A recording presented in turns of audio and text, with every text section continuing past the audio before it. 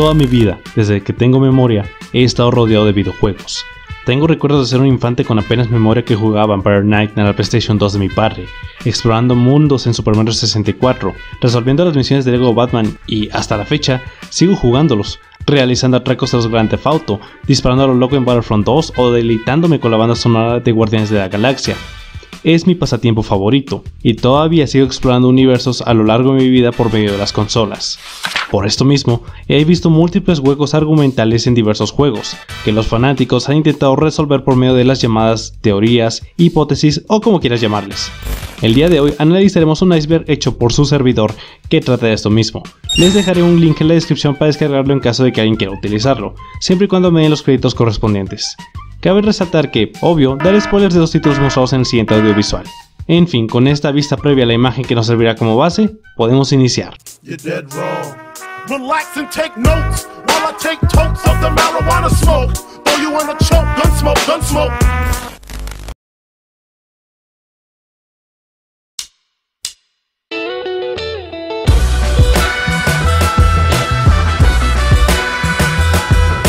La maldición en portadas de Madden. Ah, sí, todos se saben esta.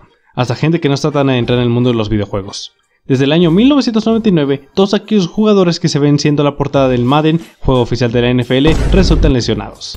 La primera víctima fue el corredor Garrison Hearst, de los 49ers de San Francisco. En la postemporada, vio su tobillo romperse. A partir de aquí, veremos que la constante sigue sin detenerse. Veamos rápidamente un par de ejemplos. 2003, Michael Vick, quarterback de los Atlanta Falcons, se fracturó el peroné de la pierna izquierda. Y no solo eso, también en el 2007 se le condenaría a casi 2 años de prisión por verse implicado en casos de peleas ilegales de perros. 2011, Drew Brees, quarterback de los Saints de Nueva Orleans, tuvo una derrota en playoffs contra los Seahawks de Seattle, perdiendo con una diferencia de 5 puntos. 2017, Rob Gronkowski, jugador estrella de los Patriotas de Nueva Inglaterra, tuvo una pésima temporada en este tiempo. En la semana 11, un duro golpe ante los Seahawks le provocaría una contusión pulmonar y lo sacó el resto de la temporada. A pesar de que el equipo ganó el Super Bowl, él tuvo que ver la victoria desde las yardas. 2019, Antonio Brown de los Steelers. Me detendría a explicar todo lo que pasó con este güey, pero ya tengo todo un video hablando de ello, así que ¿pueden ir a verlo? Por favor, ¿alguien? Todo parece ser que el verdugo de su maldición fue Patrick Mahomes en el año 2019, pues en Madden 20 salió como estrella de la portada, lo que no le impidió ganarle a los San Francisco 49ers en el Super Bowl 54. Y se dice que rompió la maldición porque en la siguiente edición vio a Lamar Jackson como parte de su portada, quien ganó el premio al MVP de la temporada. Por lo que sí, hay que agradecerle a Mahomes. Sans y Ned son la misma persona. The Game Theories es un canal dedicado a explicar diversas teorías sobre videojuegos, tal como su nombre lo indica, obvio. Uno de los videos que más revuelo que ha causado en su enorme catálogo es aquel que nos propone una hipótesis bastante curiosa. Sans es un simpático esqueleto que, a pesar de su actitud carismática, es alguien a quien se le puede ver guardando un gran secreto. Ese personaje habla constantemente sobre regresar a su vida pasada, de la cual no sabemos nada más que todo parece indicar que es de un periodo de tiempo distinto al que se desarrolla Undertale. Siguiendo esta narrativa, en su taller a modo de easter egg podemos ver que almacena una máquina descompuesta, unos planos con caligrafía ilegible, un álbum de fotos donde vemos a un Sans alegre, en la que en una de ellas aparece escrita la frase "no los olvides", posando junto a demás personajes humanos que no podemos reconocer, y una medalla. Lo curioso es que en la saga Mother, específicamente en el juego Earthbound, juego que protagoniza Ness, hace recurso de estos 4 elementos. Para la batalla final del videojuego, los personajes deben usar la llamada distorsionador de fases, una máquina que le ayudará a viajar en el tiempo para enfrentar a Gigas, el jefe final. Sin embargo, al no poder transportar materia orgánica, nuestros personajes se ven obligados a sacrificarse, dando su alma en unos robots para poder completar la misión. Volviendo al distorsionador, ese fue creado por el Dr. And Donuts, Apple Kid y Sir Saturno. Este último posee un modo peculiar de comunicarse, por lo que se infiere que los planos ilegibles corresponden a la parte del proyecto de ese personaje aportó para su elaboración. Las fotografías pertenecen a los créditos del juego, donde vemos a nuestros personajes posando en diversas partes de la historia y se les ve muy felices, tal y como Sans aparece en las imágenes guardadas. Por último, se hace uso recurrente de la medalla Franklin, un objeto que constantemente salva la vida de nuestros personajes. ¿No te parece suficiente? Pasa y resulta que Toby Fox, creador de Undertale, también había trabajado en un hack ROM de terror sobre Earthbound, donde las almas de los niños no regresan a su cuerpo tras derrotar a Gigas y se quedan atrapados en el pasado sin posibilidad de regresar a casa, como Sans. Siguiendo con el hack, veremos que el alma de Ness se ve en un lugar distinto a la de sus otros 3 amigos, por eso la fotografía decía "no los olvides, no dejes atrás a tus amigos". Como resultado podemos ver que esta versión de Airbound es una precuela de Undertale en una línea temporal donde Ness es Sans. No puedo creer que eso apenas haya sido el segundo punto. Cronología de Fortnite. ¿Podemos relacionar el modo historia con el Battle Royale de Fortnite? Es decir, ¿será posible crear una línea temporal funcional donde coexisten una campaña donde hay que salvar al mundo de una extraña amenaza con un modo donde John Wick, Obi-Wan, Ariana Grande y el Chapulín Colorado bailan canciones de The Weeknd? Usando este video de Treeline como base, veremos que desde el primer momento nos dejan implícitamente en claro que la historia se desarrolla en un mundo azotado por la tormenta llena de zombies que todos conocemos. Ahora, también se nos dice implícitamente que esto no es la Tierra, sino que la humanidad se las arregló para conquistar nuevos planetas. Sin embargo, en este momento están en un momento tan desesperado que deben entrenar a los sobrevivientes más aptos, y aquí es donde entra el multijugador. Todo lo que pasa aquí es una simulación donde cada persona deja ver sus habilidades para construir, luchar o explorar. Esto a la vez logra cubrir un hueco argumental que se puede tener si esos dos modos se van de la mano. ¿Por qué los humanos se matarían entre sí mientras los zombies matan a todo lo que se pone en su camino? O podemos ignorar todo esto y seguir pensando que el verdadero Kratos baila 6 solo porque es divertido, no sé. La conexión entre Doom, Billy Blaze y Wolfenstein. ¿Qué tienen en común Doom y Wolfenstein? Sí, tienen muy buenos juegos originales. Sí, tienen unos remakes buenísimos. Y sí, representan a la perfección la idealización del hombre de acción que tanto daña a la sociedad actual, que da una masculinidad tóxica que... ¿Quién escribió este pinche guión? Resulta que las sagas están en el mismo universo, y encima, Doomguy y William Blazkowicz comparten lazos sanguíneos al ser familia. Siento que se me olvida algo... sí, Billy Blaze también está aquí. ¿Lo ubican? No, yo tampoco. Eso se debe a que los juegos son propiedad de ID Software, por lo que sus fundadores John Romero y Tom Hall se dieron una libertad de confirmar este lazo, posiblemente chupándose una Miller o una indio acá bien fría. Puta madre, tengo problemas con el alcohol. Volviendo al tema, en Doom RPG veremos un árbol genealógico que pone a BJ Blazkowicz como el abuelo de Billy Blaze, y de paso confirman que William es padre de Doomslayer, por lo que teóricamente Doomguy tuvo de hijo a este tipo, que es extraño pasar de matar nazis a matar demonios y luego a Billy Blaze. Shadow es el padre de Silver. Existen 3 puntos que apoyan a la hipótesis que alega decir que Shadow es el padre de Silver. Primero, las aparentes similitudes físicas que existen entre ambos, ya sean los ojos alargados, el pelaje en el pecho, o los anillos que poseen en las muñecas de donde inician los guantes de ambos. Segundo, es que se ve que ambos son expertos en el uso de las Chaos Emerald para poder defenderse y atacar, como se puede ver en el juego de Sonic 2006. Tercero, y la base principal de esta teoría. En 2009 se publicó como exclusivo para la Wii el juego Sonic y el Caballero Negro, donde vemos a nuestro querido erizo a su lado en el mundo del Rey Arturo. En esta forma, los personajes de la franquicia ocupan lugares de los personajes de la historia original. A Shadow le tocó ser Sir Lancelot, padre de Sir Galahad en el modo multijugador, quien es representado por Silver el Erizo. Claro, la teoría no es muy fuerte y tenemos en cuenta que este juego no es de la línea principal y ya ha sido abandonada la historia por parte de Sega, pero únicamente son ustedes los que deciden si esto es canónico o no.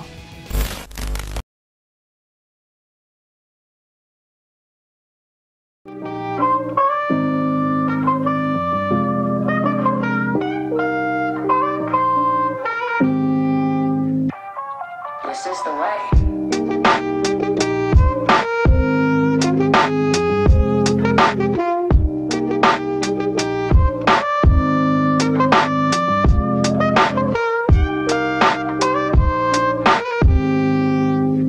Popete es una madre. The Living Tombstone, los tipos que le dieron la infancia a toda una generación con música relacionada a videojuegos, sobre todo a Five Nights at Freddy's, serán los responsables indirectos de crear esta teoría. El 4 de diciembre de 2014 se subió la canción de Five Nights at Freddy's 2 It's Been So Long, donde se cuenta en primera persona a una madre que pierde a su hijo, pues fue asesinado por William Afton y metiendo su alma en el cuerpo de un animatrónico en lugar de pizzas Freddy Fazbear. Si analizamos la letra veremos que la madre da pequeñas pistas de que nos hacen llegar a una misma conclusión. Ella es Puppet, personaje del segundo juego y que dentro del canon de la saga se encarga de salvar las almas de los niños y los coloca en los robots que podemos ver en la segunda entrega.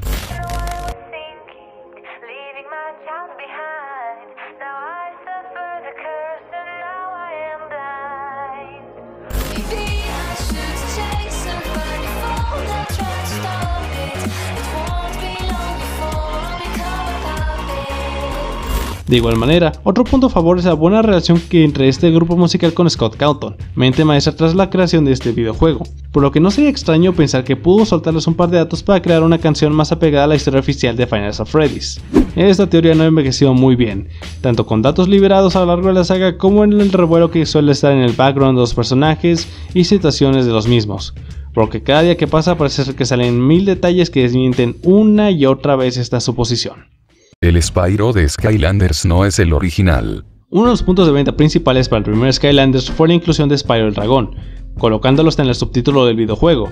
Según una teoría, este personaje es un clon creado por Chaos, antagonista principal de la saga de juguetes, pero cambió del lado de los buenos para salvar al mundo, mientras que el original está en su mundo respectivo. Para poder respaldar esta teoría, existen 3 puntos que le dan fuerza para alegar que esto es verdadero. Primero, el actor de voz original de Spyro no lo dobla a él, a pesar de que sí participó en esta entrega doblando a Hot Dog y Fiesta. No tiene sentido que haga 2 personajes que nadie conoce en vez de ser su personaje emblema. Segundo, es que es de los pocos Skylanders que tienen 2 contrapartes oscuras, lo cual no tendría sentido si hablamos de únicamente un solo personaje. Lo evidente sería de haber tenido solo una versión, es decir, debería haber un segundo Spyro para que ese tenga sentido alguno. Tercero, nuestro dragón morado parece conocer de primera mano a Chaos, mientras que los demás Skylanders no sueltan diálogo alguno al respecto del villano. La única razón por la que no se hizo público todo esto es porque no vendería de la misma forma decir que es un clon de Spyro el que está luchando, en vez de decir que es el único y verdadero. En fin, nada oficial, pero ustedes deciden qué pensar. Los streamers de Warzone tienen lobbies fáciles. Quasi, youtuber de habla inglesa, publicó un video de 18 minutos en donde aseguraba que los streamers de Call of Duty Warzone están en una especie de whitelist o lista blanca por parte de los desarrolladores para poder recibir partidas emparejadas con jugadores que eran inferiores a su nivel de habilidad, obteniendo una ventaja considerable en experiencia. La razón es bastante obvia. Eso generaba de manera sencilla el escenario para obtener highlights emocionantes, lo que haría que diversos aficionados se vuelvan jugadores activos, generando una enorme bola de nieve de la cual únicamente Activision se vería beneficiada. Para poder respaldar su punto, Quasi usó el programa Excel para poder comparar datos de todos los jugadores streamers con los de las personas normales y corrientes, entre victorias, ratio K sobre D, W sobre L, etc. En habla hispana se viralizó la teoría al ser compartida en Twitter por la usuaria y periodista @emapache. Les dejaré el video en la descripción para que puedan ver esta interesante teoría, ya que involucra tantos datos que fácilmente podríamos dedicarle a su propio video para abarcar todo como debe ser. La conexión entre Majora's Mask y Twilight Princess. El objetivo principal de Majora's Mask, aparte de recuperar la máscara, es evitar que la luna con rostro destruya el pueblo de Termina. Por eso mismo, en esta entrega vemos 2 finales. El bueno, donde Link logra acabar con esta pesadilla y dejar todo en paz, y el malo, donde el planeta se ve afectado por esta terrible catástrofe. Los aficionados a la saga han teorizado que, a tiempo futuro, se desarrollan los acontecimientos vistos en Twilight Princess, y para respaldar esto sostienen que el Hyrule de este juego se ve en un terreno desnivelado, lleno de cráteres, posiblemente creado por una actividad sísmica considerable. Por su parte, la montaña de la muerte posee una forma esférica que se asemeja más a un meteorito. Según la narrativa de los fans, esto resulta ser nada menos que la luna estrellada sobre Termina el final malo de Majora's Mask, disparando la actividad sísmica del lugar, creando el mundo tan lleno de desniveles y cráteres dentro de Twilight Princess, pues esto ocurre 100 años después del clásico de Nintendo 64. Desde luego es una manera extraña de darle otra visión a la ya de por sí compleja línea de tiempo a los de Legend of Zelda. Digo, 3 líneas de tiempo es demasiado. Pero ustedes son los que deciden si esto es canon o no yo. Yo personalmente tengo mis dudas, pero prefiero guardar mis comentarios. Cal Kestis es el creador de D-Pad. Yo no les digo que habrá spoilers de la serie de Obi-Wan Kenobi, aunque la serie ni es tan buena, así que tampoco es como que se pierdan de mucho. En el tercer episodio de la serie podemos ver que nuestro querido Ewan McGregor recibe ayuda de una red clandestina anti-imperial llamada The Path, o El Camino, que ofrece una ayuda a todos aquellos Jedi al mandarlos al planeta Javelin con nuevas identidades tras la Orden 66. Sin embargo, ¿quién fue el creador de esta noble organización salvahéroes? Es posible que haya sido Cal Kestis, protagonista del videojuego Jedi Fallen Order y próximamente Jedi Survival. La trama principal del título trata sobre cómo Cal intenta encontrar un holocron que ayudaría a encontrar información de niños sensibles a la fuerza, lo cual le ayudaría bastante para salvarlos del lado oscuro, pero terminó destruyéndose para evitar que amenazas como el mismo Darth Vader se haga con ella. Sin embargo, la misión principal sigue en pie, ayudar a estos niños para que no caigan en manos del Imperio Galáctico.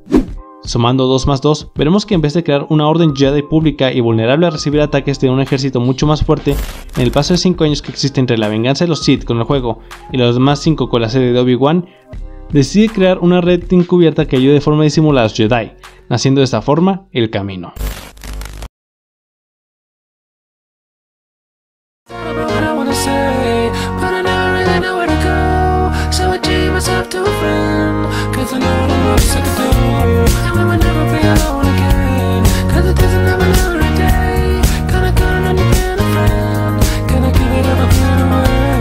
The Last of Us y Uncharted comparten universo. Uncharted 3 nos recibe con un easter egg en la primera misión del juego, que recita en grande: los científicos siguen teniendo problemas para entender el hongo mortal.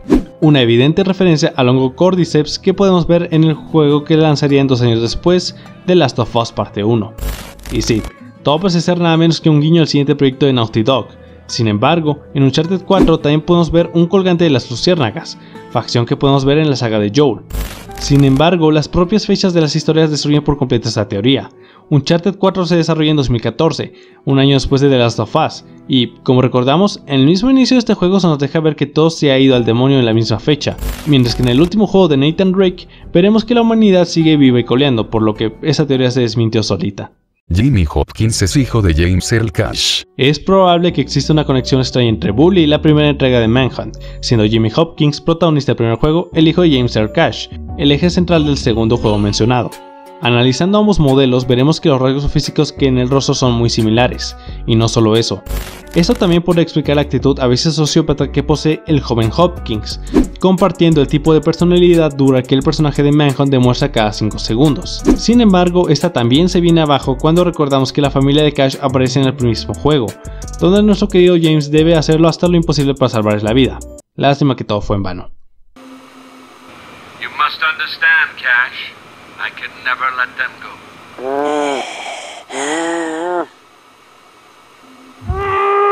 Where were your family when you were facing your final moments in the chamber anyway?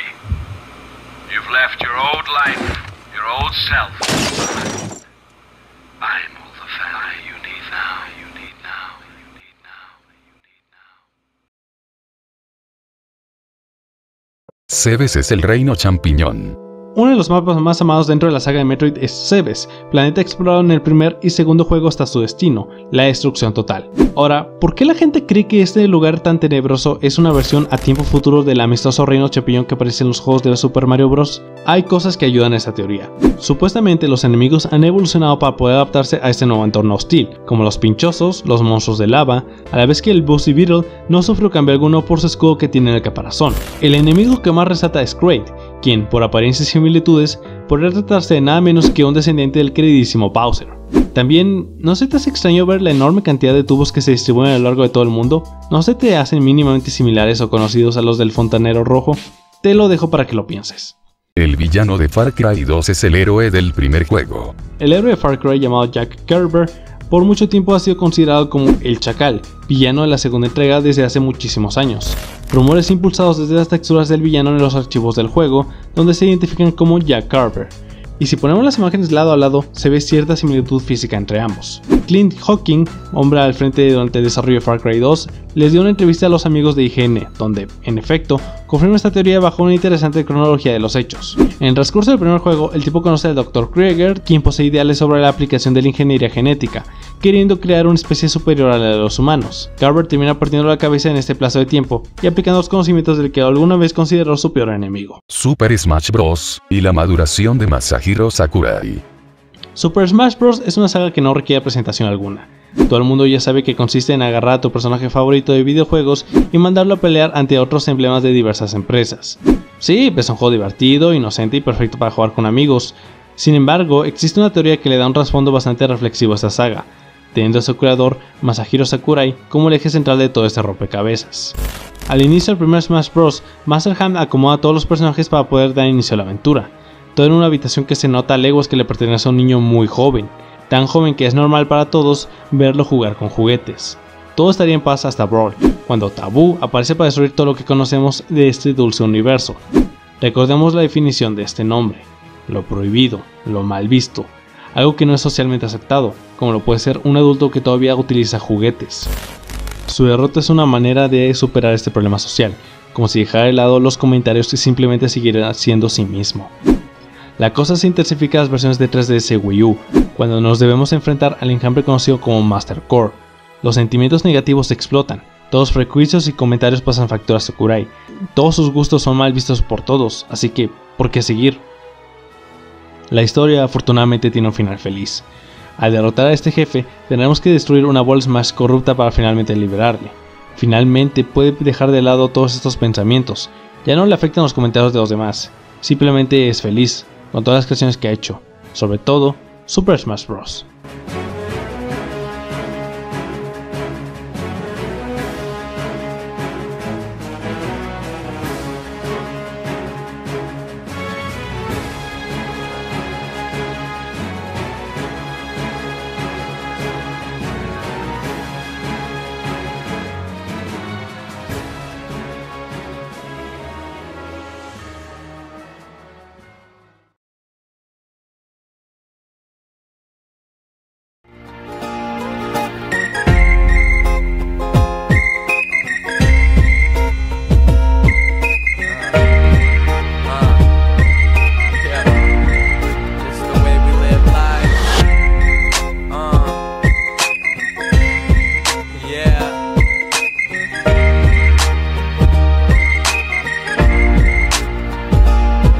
Los juegos de Zou son canónicos.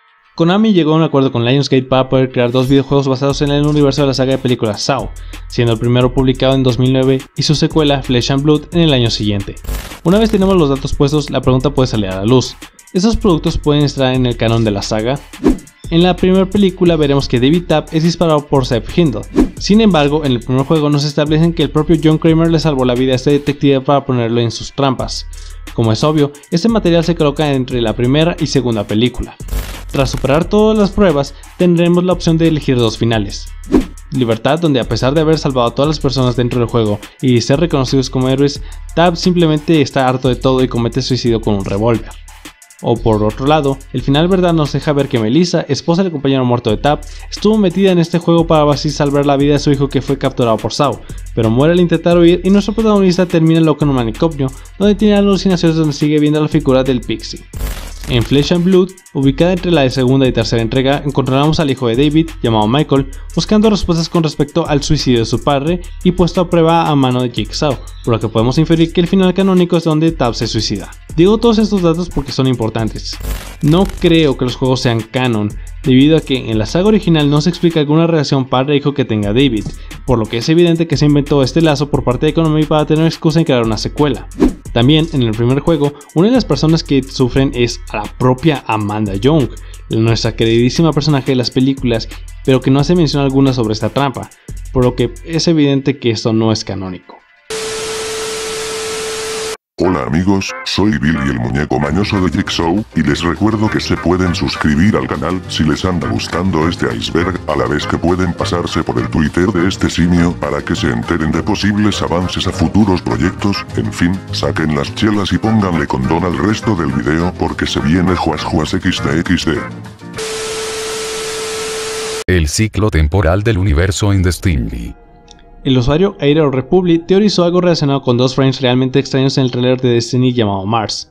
Como puedes ver, algunas estructuras cambian radicalmente de segundo a segundo, y si bien uno puede creer que se tratan de diversos lugares vistos en cuestión de segundos, en el grimorio del juego podemos ver una carta que nos abre una posibilidad a esta teoría.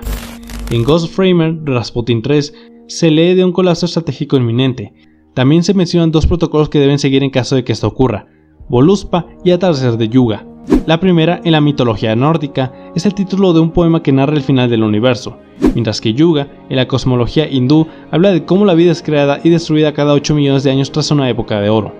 En pocas palabras, en el tráiler vemos diferentes versiones de Marte, después de que el ciclo se repita una y otra vez a lo largo de los años. Te recomiendo que veas este audiovisual para entender la teoría de mejor manera, a la vez que expande con diversos datos que decidí saltarme al ver difícil de resumir en ese punto del video. Payday es una precuela de Left 4 Dead.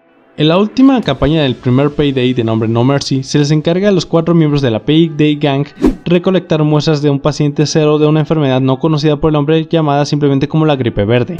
Lo que parecía ser un trabajo sencillo se complica al ver que en el hospital hay 3 personas que tienen diversos virus no identificados por el hombre. entre los cuales se encuentra el objetivo. En este momento, el jugador debe saber escuchar los diálogos de los personajes que delatarán a quién debemos realizar este trabajo.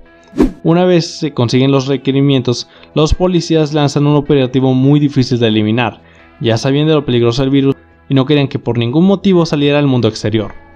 Aparte de armas de alto impacto, seguridad extra y demás tácticas de combate, los chicos de la ley le impedían el paso a la Payday Gang, cortando la electricidad para que el elevador que sacaría a los ladrones de esa difícil situación no llegara nunca. Cuando parecía que lo iban a lograr, un bombardeo se lanzó en el área del lugar, procurando bajo cualquier medio eliminar la existencia de la enfermedad. Al salir vivos de puro milagro, los cadáveres se moverían al contacto con el virus, dando indicaciones de que se volverían en no muertos. Esto, a la larga, terminaría desatando la historia de Left 4 Dead.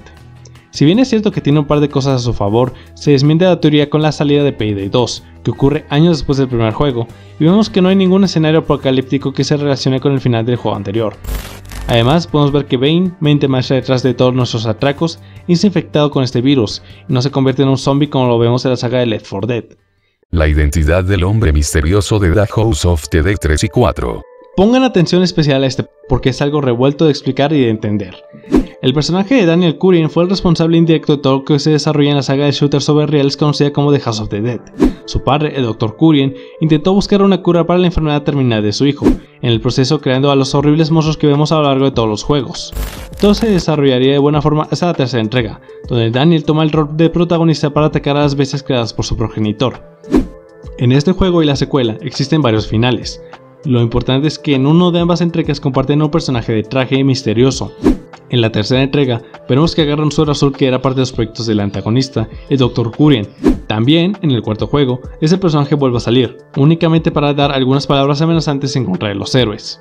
El usuario OmegaDelphix26 teorizó que tanto el hombre misterioso como Daniel Curien son la misma persona. Para ver por qué de esto, podemos ver el primer final de The House of the Dead 3, donde Daniel suelta un comentario peculiar.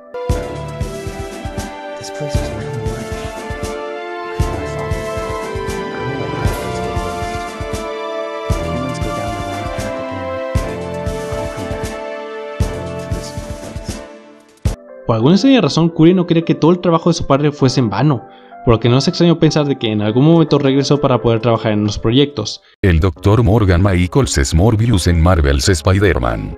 El Dr. Morgan Michaels aparece como un personaje en el videojuego de PlayStation Marvel's Spider-Man, y existe la posibilidad de que sea la versión de este juego del villano Morbius.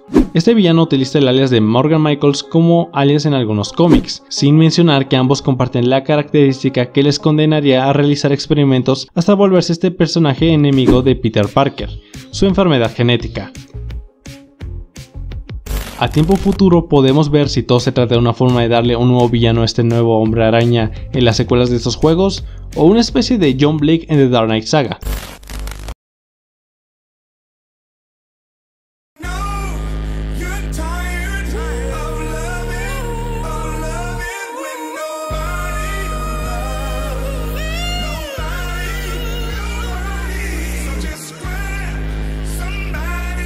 El golpe en la cabeza de Dodge lo volvió loco. Placeres urbanos es una de las misiones más importantes en el videojuego Red Dead Redemption 2, precuela del primero. La banda decide asaltar una estación de trenes gracias a las ideas de Angelo Brunt, el cual sale tan mal que nuestro protagonista, Arthur Morgan, junto a Lenny y Dodge Van der Linde, deciden huir por medio de una tranvía. Poco les duró el gusto al verse accidentado y provoca que los tres personajes se golpeen fuertemente. El líder de la banda desde ese momento hace mucho énfasis en el malestar que le produce un golpe en la cabeza que se dio en este momento.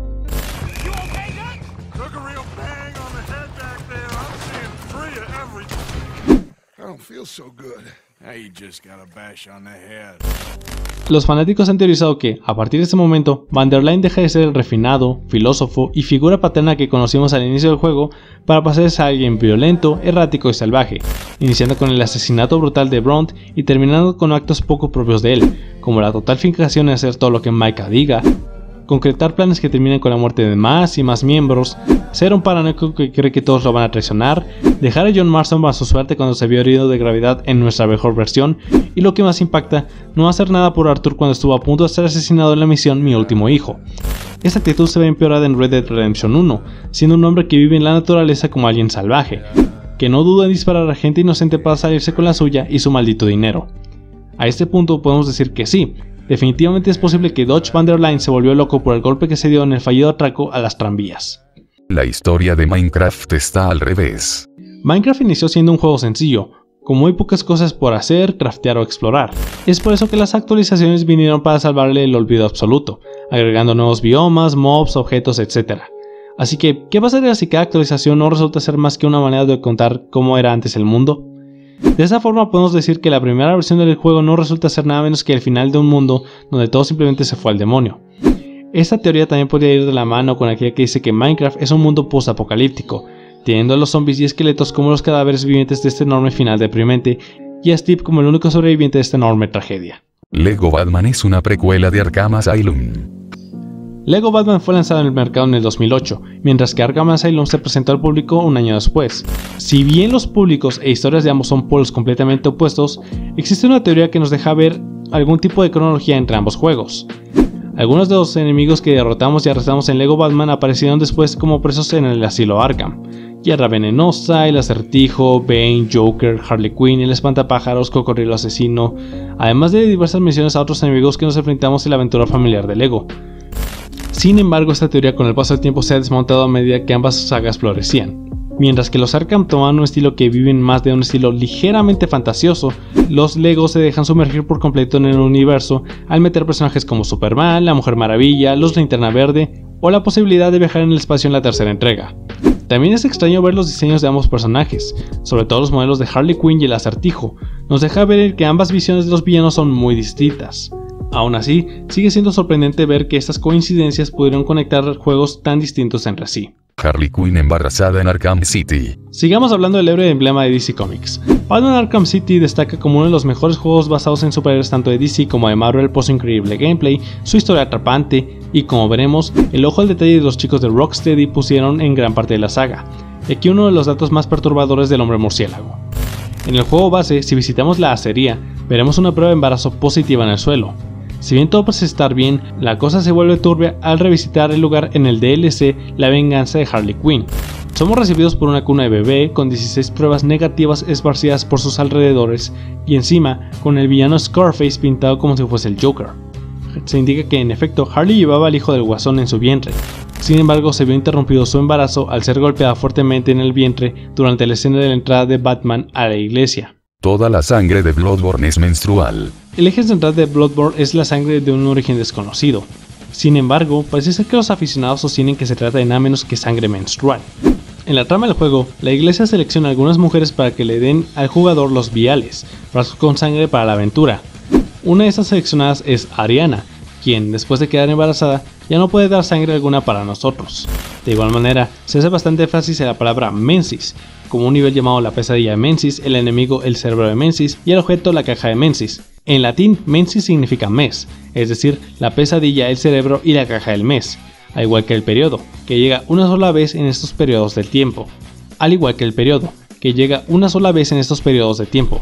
Aparte, piénsalo, parte de la historia de Bloodborne gira en torno a la vida, específicamente hablando de la sangre que da vida.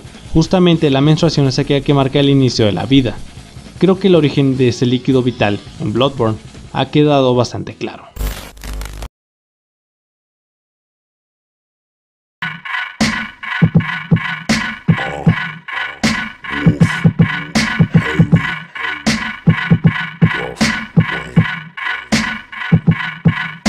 El DLC cancelado de GTA V. Todo el mundo lo decía, todo el mundo lo pedía, todo el mundo lo rogaba. Todos los jugadores de Grand Theft Auto no hacían otra cosa más que esperar para que saliera a la venta un DLC para el modo historia para la quinta entrega, explorando más sobre la historia de Michael, Trevor y Franklin. En el 2014, Test2 se metió a los archivos internos de las versiones de Xbox 360 y PlayStation 3, donde vemos un menú con opciones que dan ciertos indicios de los mismos, por ejemplo un menú con las opciones GTA, Dead y Trevor, pero la línea de código que más dio de qué hablar fue la llamada is/dlc/present. Otra cosa curiosa es ver que el DLC tiene un menú para cargar llamado SP Zombies, con el personaje de Trevor listo para responder al mismo. No acaba aquí, pues al año siguiente el usuario Jan2295 afirmó que Rockstar North trabajó en dos contenidos expandidos, uno de zombies para Trevor y otro de Michael, basado más que nada en asaltos a casinos. Para terminar de volver todo más doloroso para aquellos que disfrutamos de esa saga, resulta que Testu vio en la actualización 1.14 de GTA V el código del menú para el DLC que tuvo una actualización, con el espacio para 34 misiones nuevas, códigos para Jetpack y una sección nueva de North Yankton. El purgatorio de Fall Guys. ¿Nunca se te ha hecho sospechoso o tan siquiera raro el hecho de que en Fall Guys existe un constante sentimiento de estar atrapado y obligado a realizar algo que no quieres? Piénsalo, estamos en una cúpula cerrada, imposible de salir aun si es que llegamos a conseguir la victoria. Que, por cierto, existen animaciones donde no se puede simplemente poner la corona, como si el triunfo no significara simplemente nada, ya que tendría que volver a empezar a jugar una y otra vez, nuevamente, hasta que finalmente se rindan o, como se puede intuir con el nombre de la teoría, consigan el perdón de Dios y puedan finalmente subir al cielo para descansar en paz. Sí, algo cliché, pero al final de cuentas, nunca se sabe hasta que una persona relacionada al juego diga algo de forma oficial. Charlie es obligada a hacer acrobacias. La NES destacó en su catálogo la entrega del querido Circus Charlie, un juego cuyo gameplay no puede ser mucho más sencillo. Una niña debe entretener a los aficionados del público de su circo por medio de diversas acrobacias, dejando bien en claro sus habilidades para poder entregar un espectáculo de calidad. Si bien todo eso parece ser dulce, inocente y divertido, que en realidad Charlie es puesta en contra de su voluntad y obligada por sus padres únicamente para engordar sus bolsillos. No hay indicio alguno que esto pueda ser mínimamente posible, todo es un intento absurdo por intentar darle más profundidad de la que tiene este juego. Los pactos de los jefes con el diablo en Cuphead. La trama principal de Cuphead gira en torno a recolectar las almas de aquellos que pactaron con el diablo en un intento de salvar las nuestras. Pero, ¿por qué lo hicieron? ¿Qué necesidades o deseos cegaron la vista de nuestros jefes para aceptar el trato con el mismo Satanás? Una teoría que más bien parece un creepypasta nos establece posibles orígenes para cada uno. Veamos rápidamente estos supuestos orígenes de dos jefes de Cuphead. Un granjero pidió al diablo una gran cosecha y muchos bienes, pero al morir antes de saldar su deuda, 3 de sus frutos pasaron a vivir condenados, en busca de dejar de lado la cuenta pendiente. Un limo muy pequeño deseó volverse un defensor del bosque fuerte y grande. El demonio le dio la fama que quería, pero que no se le daba por su habilidad vista por muchos como ridícula al convertirse en constelaciones y volar cual balón. Un girasol indefenso que, harto de los maltratos de los demás, acepta cambiar su alma por poder enorme, de paso volviéndose alguien más violento y arrogante. Dos huérfanos asaltantes que, en medio de una pelea que estuvo a nada de terminar fatalmente para ellos, aceptaron la ayuda de Lucifer para volverse grandes peleadores. Una niña fanática de los caramelos diagnosticada con diabetes por esta afición. Ella le dio su alma al diablo en cambio de poder seguir consumiendo todos los dulces que ella quería. Beppy era una buena persona, un payaso que, con la fortuna acumulada por sus funciones en el circo, ayudaba a los niños más pobres de la localidad. Sin embargo, la historia en contra de los payasos lo llevó a un rencor y a tratar con Lucifer a cambio de poder seguir siendo relevante. Pidió ayuda al de abajo para poder dejar de lado todo esto de dar deseos. Un tipo bueno que pasó a matar todos aquellos reinos que alguna vez defendió. Sin embargo, en un arranque de arrepentimiento total, le pidió a Satanás que devolviera toda la normalidad a coste de su alma. Un pájaro que tuvo que vender su alma a cambio de dinero para poder mantener a su hijo, pues su otra fuente de apoyo, su esposa, fue asesinada anteriormente. Una reina abeja pidió al diablo fuerza para poder defender a su colmena. Un fanático de los piratas cumplió su sueño de poder conseguir un gran botín al dar su alma a cambio. Una actriz con mala suerte, tanto que decidió darle todo al ángel caído, siempre y cuando tuviese la felicidad y reconocimiento que siempre anheló. Un padre rata que lo perdió todo en la Segunda Guerra Mundial, que le dio todo a Satanás a cambio de venganza contra el gato que mató a su familia, olvidar su vida antigua y prohibir el reclutamiento de demás personas para evitar que esta tragedia se repita. Un genio rechazado y alejado de la sociedad cambió su alma por dinero para poder financiar sus poderosos experimentos. Una bruja le atacó convirtiéndola en una medusa, y para poder salvarse de esta horrible condición, Satanás le dio la mano. Un lugar lleno de gente destinada a la muerte, pero un pasajero dio su alma a cambio de que todos pudieran tener una vida divertida, siempre y cuando la locomotora jamás dejase de conducirse. EA Sports manipula a los futbolistas de FIFA 21. La comunidad de FIFA 21 en el subreddit dedicado a la saga ha sacado una interesante teoría con respecto a una posible movida sucia por parte de EA Sports, pues aseguran que cuando alguna carta del jugador es demasiado antigua, suelen nerfearla quitándole atributos o bajándole los stats, obligando al jugador a comprar las versiones más nuevas de los futbolistas. Esta afirmación se respalda con anécdotas de jugadores, tal y como lo dice el usuario CrazyBoat.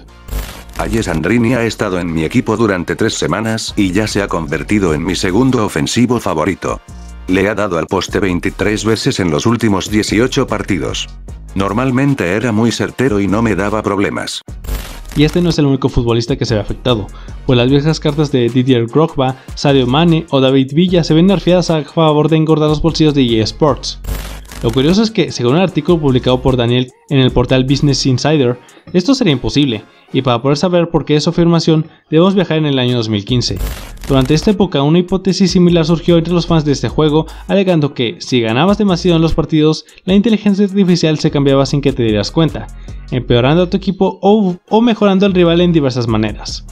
Aprovechando esta polémica, el mismo periodista cuestionó al productor del gameplay de FIFA 16, que dio una respuesta algo lógica. Si existiera una tecnología así, no solo seríamos dioses, sino que crearíamos juegos súper dinámicos.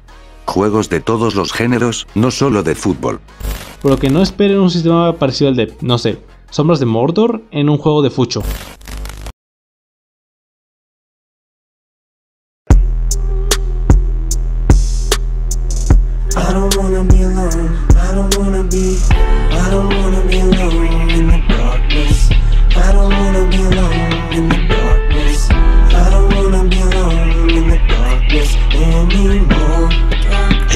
La muerte del payaso triste en The Sims.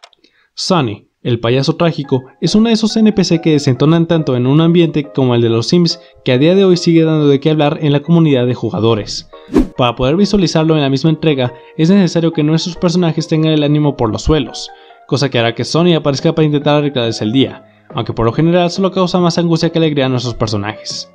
A tiempo futuro veríamos que este pequeño amigo se encontraba en un mejor lugar, concretamente en los Sims 3, apareciendo como un fantasma de color azul.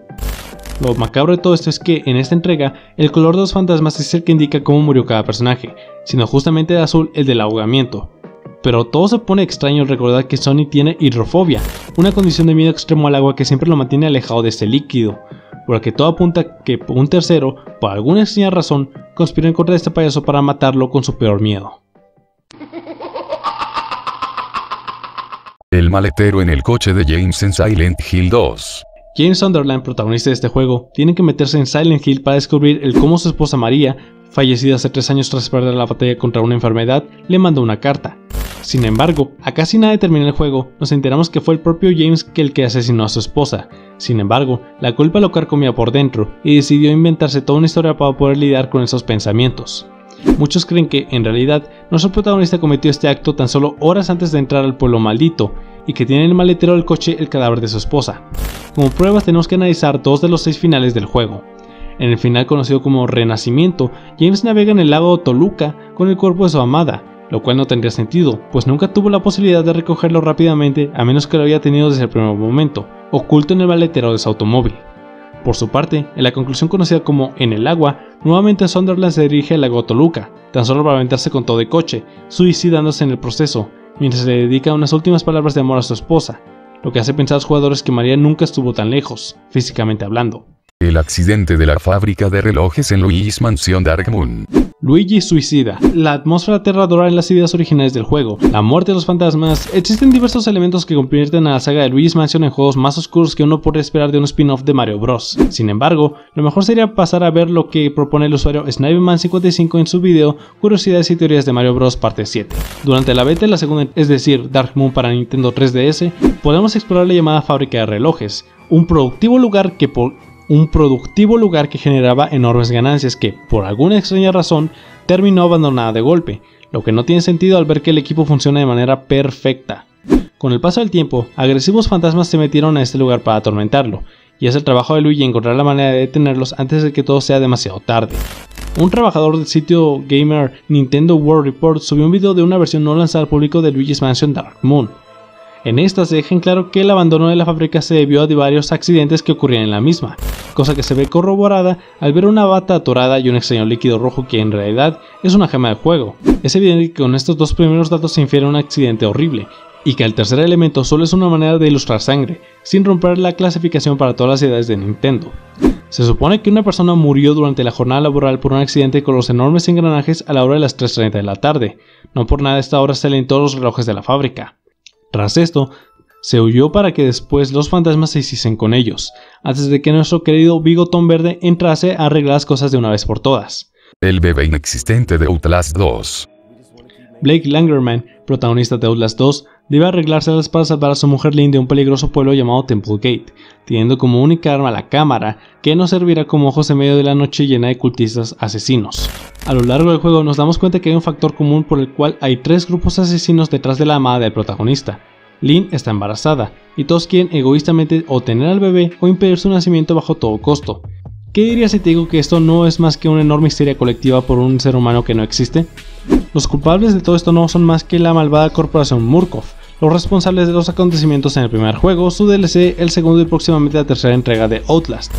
Múltiples papeles surgen a lo largo de la aventura, donde podemos ver que esta maligna empresa usó sus experimentos de control mental sobre esta zona, causándoles visiones y comportamientos erráticos a quienes sean víctimas de estas ondas, desde los malos hasta los protagonistas. Esto se respalda con un documento llamado Beneficios Abortados que podemos recoger en el DLC llamado Whistleblower. El primer párrafo delata algo que nos puede dar como verídica esta teoría. Estaba revisando algunos viejos registros del comienzo del proyecto Valrider y algo despertó mi interés. ¿Seguías el proyecto allá por el 2010? Parece que tuvimos problemas con el personal femenino que sufría embarazos psicosomáticos, algo relacionado con el modo en que el motor morfogénico interfiere con el sistema inmunológico. Me suena todo a chino, ¿es eso? Fue fatal en la mayoría de los casos, y eran empleadas y no pacientes, así que se hacía algo más difícil correr un tupido velo, pero... Como leíste, embarazos psicosomáticos, es decir, que no son verdaderos bebés. Inclusive parece ser que la propia Lynn sabe de esto. No por nada al tener a esta pequeña criatura pronuncia las palabras... El culto de Kanye Quest 3030 es un ARG cancelado. Kanye Quest 3030 es un RPG no oficial basado en el polémico rapero Kanye West, quien se ve involucrado en un viaje en el tiempo que lo transporta al año 3030, donde un clon de Lil B se vuelve un dictador de los Estados Unidos. Junto a demás miembros de la comunidad del hip hop, Jay luchará por la libertad de América en un juego similar a Pokémon y con un estilo principalmente cómico. Sin embargo, se le conoce de mejor manera por un aterrador easter egg relacionado a un culto. El 28 de enero de 2015, un anónimo publicó un asombroso descubrimiento dentro de este RPG. Si hablamos con un NPC en la primera área del juego, nos preguntará ¿qué quieres hacer? Nosotros debemos responder con Ascend o Ascender por su traducción al español. Al hacerlo, seremos recibidos con un texto que se delata rápidamente. Todo esto era un frente con información que no debería ser relanzada al público, y que únicamente el jugador debe conocer, pues ha sido seleccionado para una prueba para la ascensión. Una pantalla nueva del juego aparece, cambiando Kanye por una mariposa que debe meter claves en computadoras para seguir adelante en este misterio. Tras pasar los 34 códigos perdidos a lo largo de este proceso, nos piden permiso para ahora interactuar con nuestras posesiones. Si decidimos acceder, esas personas también tienen derecho a acecharnos por 2 semanas, recibiendo contacto por parte de estos extraños. Piden nombres, códigos postales, países, nombre de calle y demás datos que no, pero por alguna extraña razón los piden con insistencia. Todo apunta a que el ascensionismo es la religión en la que gira en torno a todo esto, fieles creyentes del karma y la reencarnación. Esta creencia aparece referenciada nada menos que en el trailer del juego, donde su logo aparece al final de todo. Ahora, ¿cómo todo esto se cree que puede ser un ARG como algunos piensan? Si buscamos en internet veremos que el ascensionismo tiene su propia disquera, creada por un tal Nick Lyons. Al buscar este nombre, nos iremos hasta un post en el subreddit dedicado a ARGs, donde se menciona que el desarrollador de Kanye Quest trabajó en otro proyecto de la misma índole religiosa llamado Calypso. Toda esta extraña masa de datos llevó a nuestro querido The Game Theorist a hablar directamente con Nick en busca de respuestas. Aquí se soltó toda la sopa de una. El ascensionismo es un proyecto musical, no un culto del que hay que temer, simplemente música para videojuegos. En esto llegó un tipo que creó este juego basado en Kanye West y usó piezas de audio creadas por Nick para ambientar el soundtrack.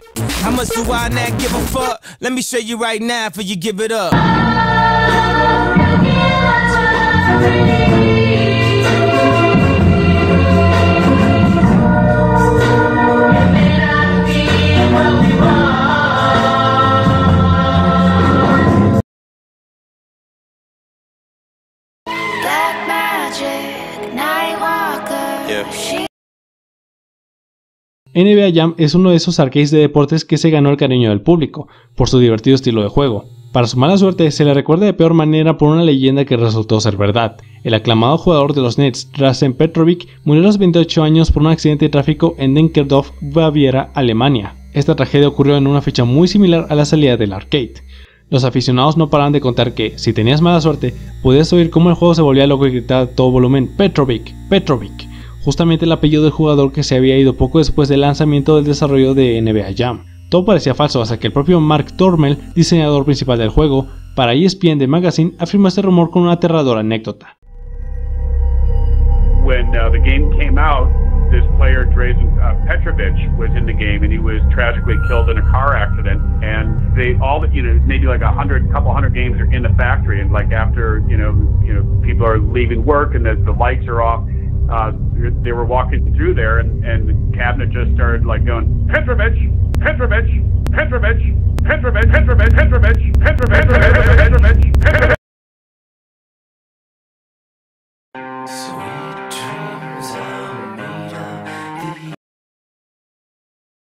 La madre de nuestro personaje en Pokémon XY resalta entre las otras por ser una corredora de Rhyhorns, una especie de Pokémones muy famosa sobre los otros por su increíble fuerza y velocidad. A lo largo del juego, veremos que la fama tampoco le falta a la familia principal. Al contrario, gente como el profesor de la región, líderes de gimnasio y hasta la propia campeona de Kalos se sabe nuestro nombre. Pero a pesar de toda la fama que pueda tener la madre, hay un pequeño indicio que podría decirnos que este reconocimiento está ligado a un terrible accidente. Si hablamos con el NPC de la madre dentro de la casa del pueblo Boceto, veremos que suelta un diálogo donde afirma haber golpeado al padre del personaje principal con un Rhyhorn en plena carrera. Me acuerdo de aquella vez, en mis tiempos de las carreras de Rhyhorn, tu padre me estaba esperando en la línea de meta y me lo llevé por delante porque no pude frenar. Sí, todo parece ser una anécdota graciosa, pero ¿qué pasaría si el progenitor moría en ese instante o tras recibir heridas en este horrible incidente? Analicemos lo que dice la Pokédex en ambas ediciones de la sexta generación. X. Es muy fuerte, pero no especialmente listo. Es capaz de derribar rascacielos usando placaje varias veces. Y. Es un poco torpe al girar debido a sus 4 cortas patas. Solo puede atacar y correr en una dirección. Entonces, si seguimos lo que propone el usuario Sirgar en YouTube, la mudanza a esta nueva región resulta ser un viaje desesperado para poder comenzar desde cero, sin padre, con un horrible accidente por detrás y sobre todo, con el asesino accidental de tu progenitor afuera de la casa, descansando, sabiendo en el fondo que acabó con la vida del señor que crió a un niño o niña que conoce desde bebé.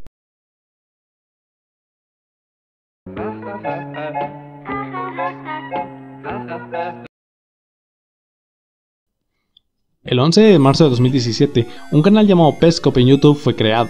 En este, un tipo llamado Paul nos muestra un gameplay de un videojuego homónimo y no lanzado oficialmente para el famoso sistema PlayStation, pero como se ha visto a lo largo de los años que ha durado en YouTube, todo se trata de un juego de realidad alternativa, algo similar a lo que ya vimos con el culto de Kanye Quest. Como eje central, uno debe capturar una especie llamada mascotas que le ponen diversos rompecabezas para poder desafiar la inteligencia del personaje. La cosa parecía normal hasta que Paul inserta un código especial para desbloquear una zona extraña del juego, más oscura, deprimente y tensa, una contraparte total del lugar simpático y vistoso del inicio. A partir de aquí, diversas referencias al caso Newmaker surgen a lo largo de la historia.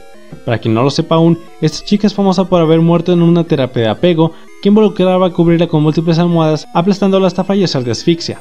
Y no solo eso, ¿has escuchado alguna vez la expresión de explorar? Esta es una manera coloquial de referirse a perder la virginidad. En el video Petscop 2, que es evidentemente el segundo video, podemos ver una casa de 2 habitantes. Podemos ver una casa de 2 habitaciones. En la primera está una flor y en la segunda un NPC de un género femenino. Si quitamos todos los pétalos de esta y vamos de regreso con la niña, la vemos destruida y triste, con el rostro destrozado. Se le ha quitado la virginidad de forma horrible. Entonces, ¿qué nos quiere decir todo esto? Lo que yo, personalmente he interpretado a lo largo de este tiempo por lo que he visto, se trata de un RG con un significado oscuro. Petscop es una analogía y crítica completa a diversos casos de abuso infantil en niños adoptados, ya sea de manera física como el caso de Newmaker o de forma sexual, como vemos con el caso de Desplorar, y las llamadas mascotas no son más que chicos de corta edad víctimas de los irresponsables adultos que, aun cuando decidieron voluntariamente hacerse cargo de estos inocentes infantes, les hacen daño de manera asquerosa y ruin.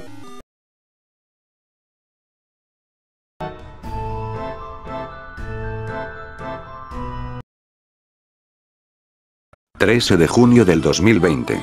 En el tablón X de 4chan, un usuario anónimo alegó encontrar extraños documentos dentro del juego Shooter Carnival, todo responsabilidad de un culto. Existe una pista de audio para un nivel no diseñado dentro de los archivos del juego, que puede ser un túnel del amor, siguiendo la temática de feria que alberga este arcade. Sin embargo, Midway, empresa tras la distribución del juego, obligó a quitarlo por resultar realmente transgresor para la época. El equipo de desarrolladores de este juego son descritos en esta publicación como gente de gustos otakus muy fuertes, como hentai guro. Para evidenciar esto, vemos imágenes de anime dentro del código del juego, como las chicas de Sailor Moon. Sin embargo, nada de esto se compara con otro archivo que podíamos encontrar, un aterrador edit de Jeffrey Dahmer, el caníbal de Milwaukee, que tiene un historial de 17 asesinatos registrados, sosteniendo la bolsa con la cabeza decapitada del CEO de Midway Games, Neil Nicastro, dentro. Sí, muy alocado, pero, ¿qué más profundo puede caer todo este caso? Aquí la explicación del anónimo pasa a tener una narrativa más apegada a un creepypasta, así que tómate lo que diré con una pizca de sal. Una empresa ajena a los desarrolladores de Carnival estaban elaborando un port para consolas, posiblemente metiendo el nivel del túnel de los enamorados. En este, podríamos ver símbolos con significados oscuros, escenas de películas perturbadoras y fragmentos del suicidio de Bob Dwyer, quien se disparó en plena televisión en vivo. En esta parte, también se nos revela que el anónimo, en su juventud, era tanto amigo cercano de un trabajador de Midway como miembro de un culto pagano, lo que se sumó y pudo tener este tipo de información. Pudo haber ventas de drogas, armas, y rituales considerados delitos graves. Pactos de sangres, violaciones y ofrendas animales. La historia sigue y sigue, lo dejaré aquí porque la historia es demasiado extensa, por lo que recomiendo enormemente que tú mismo veas esta historia y analices cada parte, ya sea porque creas que es real o un simple creepypasta.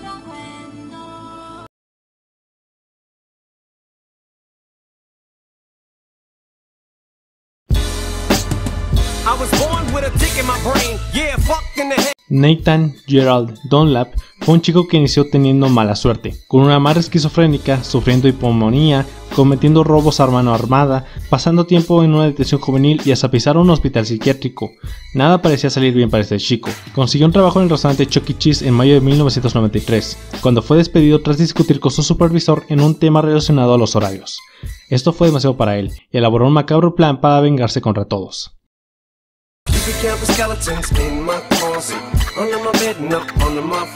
A las 9 de la noche llega al local guardando una pistola semiautomática calibre .25 donde antes trabajaba como un cliente cualquiera. Pide un sándwich de jamón con queso y compra un par de fichas para jugar. 9:50, se esconde en el baño, esperando a que cierren dentro de 10 minutos. A las 10:05 sale de su escondite. Colin O'Connor le pidió de rodillas que no lo asesinara. De nada sirvió. Bobby Stephens fue el único afortunado a salirse de esta masacre. A pesar de recibir un impacto nada menos que la mandíbula, logró sobrevivir al hacerse el muerto.